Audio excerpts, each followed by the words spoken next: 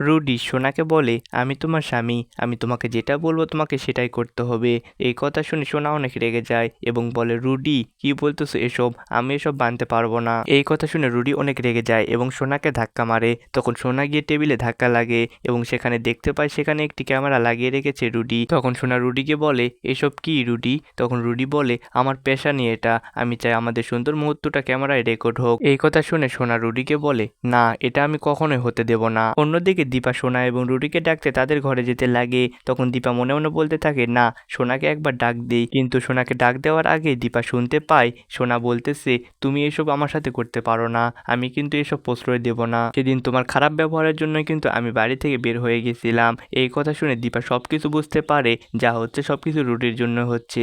এই রাগে দীপা গুলি নিয়ে ভিতরে ঢোকে এবং রুডির দিকে তাক করে বলে, শয়তান, তুই আমার মেয়ের জীবনটা নষ্ট করে দিছিস, আজকে তোকে আমি শেষ করে ফেলবো। তখন রুডি বলে, মামনি আমি জানি তুমি গুলি চালাতে পারবে না, আমাকে ভয় দেখানোর জন্য এসব করতেছো, চালাও চালাও গুলি। এই কথা শুনে দীপা অনেক রেগে যায় এবং রুডিকে গুলি করে বসে। তো বন্ধুরা এটি দেখতে পাবো অনুরাগের ছোঁয়ার নতুন পর্ব।